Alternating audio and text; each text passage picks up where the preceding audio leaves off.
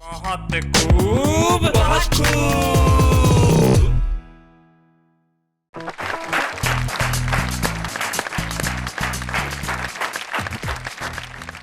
नमस्कार, आपका दोस्त और इस कार्यक्रम का सूत्रधार, संचालक, होस्ट, मित्र, कुछ भी कह लीजिए, शैलेश लोढ़ा हाजिर है, जो कि आपके साथ एक चीज बड़े पुरजोर अंदाज में कहता है और उस चीज को शब्द कह लीजिए, अक्षर कह लीजिए, शब्द समूह कह लीजिए, कार्यक्रम का नाम कह लीजिए या तारीफ करने का अंदाज कह लीजिए। बहुत खूब। तो हमारे तीन साथी कौन है जो आज की इस महफिल में आएंगे और कुछ ऐसा सुनाएंगे कि आप लाजवाब हो जाएंगे। आइए मिलते हैं हम उनसे। हमारे साथ हैं इंदौर की अनीता सोनी,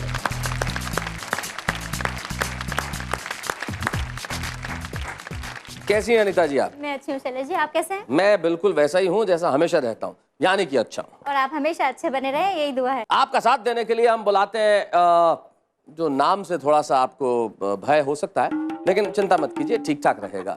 रोहित रंगीला।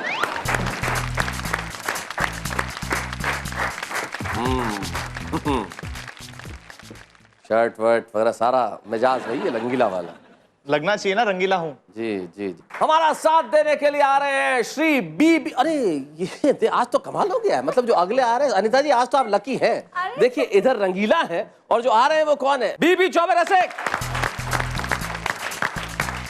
आइए रसिक साहब, क्या बात है, बहुत बढ़िया। बहुत अच्छा सर, सब आप लोगों का। वैसे पूछनी नहीं चाहिए, लेकिन आपकी उम्र लगभग 66। वाह, मतलब 66 में भी रसिक हैं आप।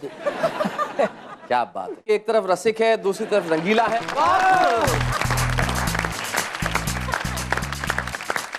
तो हमारे बीच में आ रहे हैं रोहित रंगीला। आइए।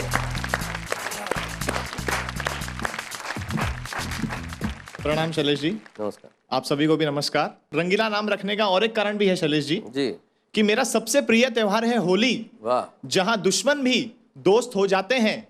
और आप तो जानते ही हैं कि होली में कई रंगों का इस्तेमाल होता है, जैसे लाल, गुलाबी, पीला, इसलिए मैंने मेरा नाम रख लिया रोहित रंगीला। वाह वाह, बहुत बहुत। एक व्यंग सुनिए।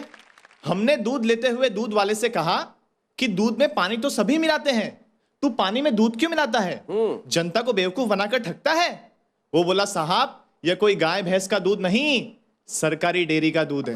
वाह वाह वाह। अरे जिस देश की सरकार ही मिलावट से बनी हो, वहां असली मिल ही क्या सकता है। क्या बात है बहुत भाई, बहुत बढ़िया।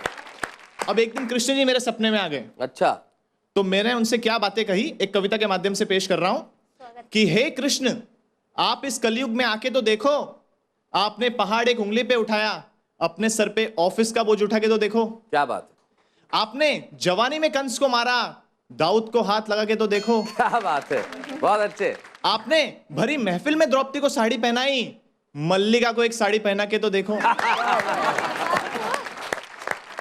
आपने 16,000 गोपियां पटाई, कटरीना को तो पटा के देखो। हाँ रंगीला, बहुत अच्छे जी। आपने भव्य सागर पार किया, मुंबई लोकल में लटक के तो देखो। मुंबई लोकल में लटक के तो देखो भाई, बहुत अच्छे। एक हमारे मित्र पेंटर राम प्यारे परसों हमारे घर पधारे, बोले रोहित यार 500 रुपए चाहिए उधार। मैंने कहा प्यारे पेंटर, अभी चुनाव में पोस्टर रंगने का भरा था तुमने टेंडर, उसमें तो पैसे मिले होंगे कई हजार, फिर क्यों चाहिए 500 रुपए उधार? वह बोला, हाँ टेंडर तो भरा था, पोस्टर और बैनर भी बनाया था, उसके लिए सारा पैसा घर से ही लगाया था, पर मेरी तो किस्मत ही मारी है, मैंने जिस पार्टी के लिए काम किया वह चुनाव में बुरी तरह हारी है। अपन तो रह गए जैसे के तैसे, पार्टी वाले बोलते जब हम ही हार गए तो अब काहे के पैसे। बहुत अच्छे। चुनावों के बाद अक्सर ऐसा होता है कि जब हम ही हार गए तो काहे के पैसे, राइट। माणिक वर्मा जी हम ही हार गए पे एक बहुत अच्छी बात कहते हैं, उनकी एक प्रसिद्ध कविता है मांगीलाल और मैंने, उसमें कहते हैं कि जब आदमी चुनाव में खड़ा हो जाता है तो हार जाता है, तो वो कहते हैं जब हम ही हार गए तो काहे का इलेक्शन, जब हार गए तो इलेक्शन नहीं होता, और जब हार जाते हैं तो प्रदीप चौबे एक बहुत बढ़िया बात कहते हैं। वो कहते हैं कि एक हारे हुए नेता से हमने पूछा कि नेताजी बताइए वोटों और जूतों में क्या फर्क होता है, तो उन्होंने कहा प्यारे लाल, वोट पड़ते हैं तो गिने जाते हैं। बढ़िया बढ़िया, बहुत खूब। तो प्यारे लाल, चुनावों के बाद अक्सर ऐसा होता है, लेकिन ब्रेक के बाद क्या होने वाला है हम देखेंगे। बहुत खूब। लीजिए आ गए हम आपकी महफिल बहुत खूब है। और ब्रेक पे जाने से पहले रोहित रंगीला अपनी व्यंग्य रचनाएं सुना रहे थे। अब हमारे बीच में अनीता सोनी। अनीता सोनी किस रस की कवित्री है, ये एक रिसर्च का विषय है। इस पे काफी लोग शोध कर रहे हैं कि आखिर अनीता श्रृंगार पे लिखती हैं या गजल कहती हैं या हास्य में कहती हैं या व्यंग्य लिखती हैं या छंद मुक्त कविताएं पढ़ती हैं। लगभग सभी विषयों पे वो लिखती हैं और अपना दखल रखती हैं। आज क्या सुना रही हैं वो खुद बताएंगे। अनीता सोनी। शैलेश जी नमस्ते। नमस्ते। सभी सुनने वालों को भी मेरा प्रणाम। बलम मनाड़ी पी गए होली के दिन भंग, बलम मनाड़ी पी गए होली के दिन भंग, झूम झूम के रंग डाला भीग गए सब अंग, मेरी एक बात न मानी रात भर भांग है छानी। बहुत अच्छे। दूसरा दोहा देखें जी। बलम अनाड़ी ने कहा आओ खेले फाग, बहुत अच्छे। बलम अनाड़ी ने कहा आओ खेले फाग, मैं हूँ नो रंग पिचकारी तुम होली की आग, प्यार का रस बरसा दूं आग में आग लगा दूं। और तीसरा दोहा देखिए जी।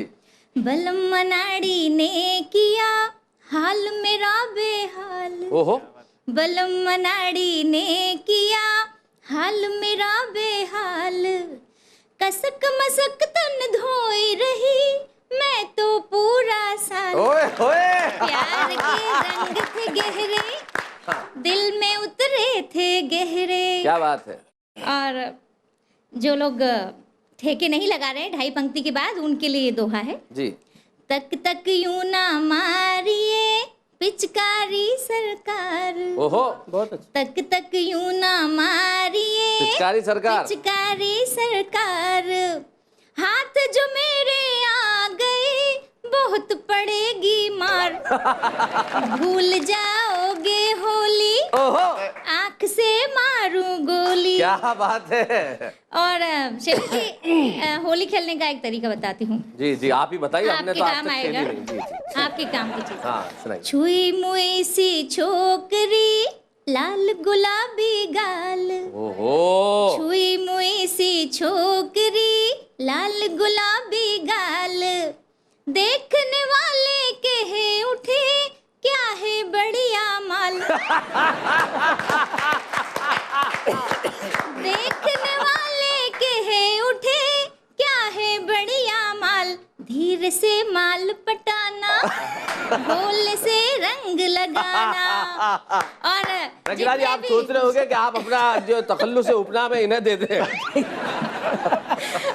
छूट न पाएगा कभी तुम दोनों का संग। अच्छा।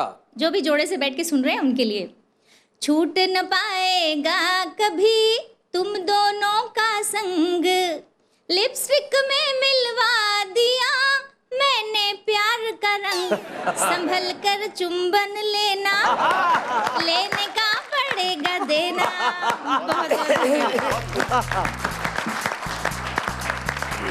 बहुत अच्छे। अब क्या करूं। कहने को कुछ नहीं रह गया है। अनीता जी ने काफी धार्मिक दोहे सुनाए। ये सुनने के बाद जो मन है वो ईश्वर की आराधना और ध्यान को करने को मचल उठा है। चाहता है कि मैं इस वक्त पूजा पाठ में तल्लीन हो जाऊं। तो ईश्वर मेरी प्रार्थना को स्वीकार करे।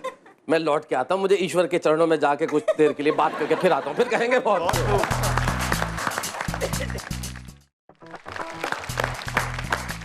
मैं ईश्वर के चरणों में प्रार्थना करके आ चुका हूं, लौट आया हूं, आपके समक्ष हूं। तो अब हमारा जो भोजपुरी बयार का सेगमेंट है उसमें रसिक साहब खुद आ रहे हैं। अब वो किस रस में सुनाएंगे रसिक साहब ही बता सकते हैं। तो रसिक साहब जरा आइए।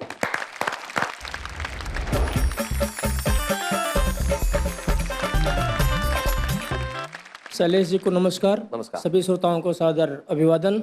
मैं जो भोजपुरी गीत आपके सामने पेश करने जा रहा हूँ वो एक किसान के बेटे की है जो कि शिक्षित है, पढ़ा लिखा है, लेकिन उसको नौकरी कहीं नहीं मिलती है और हार कर अपने पिताजी के सामने जाता है और वो व्यक्त करता है कि मैं गांव प्रधानी का इलेक्शन लड़ना चाहता हूँ। गीत पे आ रहा हूँ कि आग लगे तो हरी किसानी, चुनाव प्रधानी के लड़बे।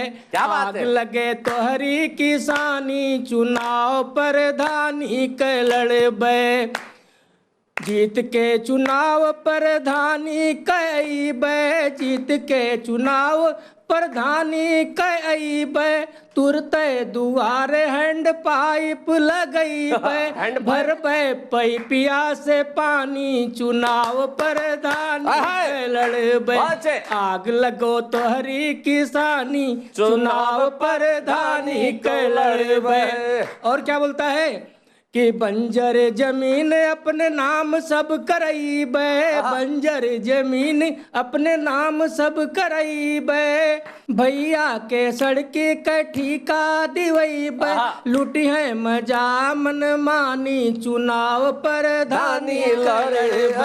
आग लगे तो हरी किसानी, चुनाव प्रधानी के लड़बे। और देखिए, मेहर हमार प्रधान कहाई, मेहर हमार प्रधान कहाई। अक्षर से भेंटना अंगूठा लगाई, अक्षर से भेंटना अंगूठा लगाई। चढ़ जाई है ओकरा जवानी, चुनाव प्रधानी के लड़बे। आग लगे तो हरी किसानी, चुनाव प्रधानी के लड़बे। और अंतिम पंक्तियां हैं कि तोहका रसिक ऐसी कार में घुमैबे, तोहका रसिक ऐसी कार में घुमैबे। तोहू के अगला इलेक्शन लड़ैबे, तोहू के अगला इलेक्शन लड़ैबे। सुख से कटी जिंदगानी, चुनाव प्रधानी के लड़बे। आग लगे तो हरी किसानी, चुनाव प्रधानी के लड़बे। बहुत बढ़िया, वाह वाह। तो भाई ये थे बीबी चौबे रसिक जी। भाई आप रसिक तो होंगे ही, वो आदमी हमेशा रसिक होता है जो अपनी बीवी को अपने नाम से पहले रखता है, और आपने रखा हुआ है बीबी चौबे रसिक। भाई आप तो रसिक हैं, ये जमाने को पता चल गया, लेकिन हमारे जो श्रोता हैं वो तो कमाल के रसिक हैं कविताओं के लिए और उर्दू शायरी के लिए। इतने ज्यादा रसिक है कि कार्यक्रम तो सुनते ही हैं और हमसे बात भी करना चाहते हैं। अब सबसे तो हम बात कर नहीं सकते, एक भाग्यशाली श्रोता या दर्शक होते हैं जिन तक हमारे टेलीफोन भैया पहुंच जाते हैं। आज टेलीफोन भैया ने फैसला किया कि वो कानपुर जाएंगे और कलीम जाफरी साहब से मेरी बात कराएंगे। कराइए। हेलो, तो कलीम साहब से बात हो सकती है? हेलो, कलीम साहब से बात हो सकती है? किससे? कलीम जाफरी साहब। जी हाँ, वही बोल रहे, बताइए। हाँ कलीम जाफरी साहब, मैं दिल्ली के एक न्यूज चैनल से बोल रहा हूं और हम एक सर्वेक्षण कर रहे हैं कि चुनावों में किस किस ने वोट डाला है और किस किस ने नहीं। क्या आपने वोट डाला है? जी जी डाला है। कौन सी तारीख को हुआ था आपके यहाँ चुनाव? हमारे यहाँ चुनाव हुआ था, उसमें हुआ था अभी 5वें चरण में हुआ था, 27 तारीख पीछे। 5वें चरण में 27 तारीख को आपने वोट डाला। इससे पहले आपने कितनी बार वोट डाला है? इससे पहले 4-5 बार डाल चुका। 4-5 बार आपने वोट डाला है। इस बार के आपके उम्मीदवारों को वोट डाल के आपको कैसा लगा? बहुत अच्छा लगा डाल के। जी बहुत अच्छा लगा आपको। तो आपको क्या लगता है कि हमारी चुनावी प्रक्रिया बिल्कुल ठीक है, लोकतंत्र मजबूत है? बहुत सही। इस साल सबसे सही हुआ चुनाव, चुनाव आयोग ने जो काम किया बहुत सालों के बाद। जी जरा जोर से बोलिए, क्या कह रहे हैं? हम ये कह रहे हैं कि बहुत सालों के बाद जो है इस तरीके का आपकी बात चुनाव आयोग ने सख्ती की है, हमेशा होती है, तो बहुत अच्छा हुआ है। अब इस तरीके की कोई गड़बड़ी कहीं नहीं हुई और बहुत शांतिपूर्वक मतदान हुआ। बहुत शांतिपूर्वक मतदान हुआ, बहुत अच्छा। कलीम बार आप किसी राजनीतिक पार्टी के कार्यकर्ता भी हैं? नहीं, हम किसी राजनीतिक पार्टी, स्कूल में पढ़ाते हैं, टीचर हैं। टीचर हैं आप। शेर व शायरी में कुछ शौक रखते हैं कि नहीं? जी। अच्छा, खुद भी करते हैं या सिर्फ सुनते हैं? नहीं, खुद लिखते हैं, शायर हैं। हमारा जो है कलीम जाफरी के नाम से करते हैं शायद। क्या बात है कलीम साहब, आप खुद शायर हैं और बड़े अच्छी शायरी करते हैं आप कलीम जाफरी साहब के नाम से। मेरा नाम शैलेश लोढ़ा है, तो क्या आप मुझसे बात करेंगे? मैं बहुत खूब से बोल रहा हूँ। अरे बहुत खुशी होगी, आपसे भी बात करेंगे। आप लोग, हम लोग फैन हैं, आप लोग प्रोग्राम बराबर देखते हैं, बराबर। चलिए बहुत बढ़िया। कलीम साहब बड़ा अच्छा लगा आपसे बात करके। कैसा लगता है आपको हमारा कार्यक्रम?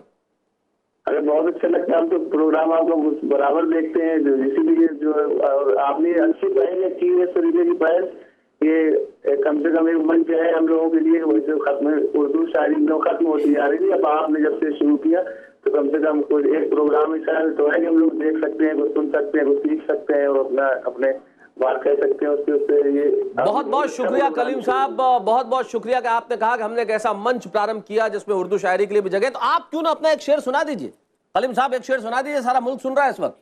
जी अभी बिल्कुल ताजा गजल एक लिखी है अभी जी इरशाद इरशाद सुनाए। ना तो गम के लिए ना खुशी के लिए, ना तो गम के लिए ना तो खुशी के लिए, जीना पड़ता है बस जिंदगी के लिए। वाह वाह वाह वाह वाह, बहुत बढ़िया बहुत बढ़िया।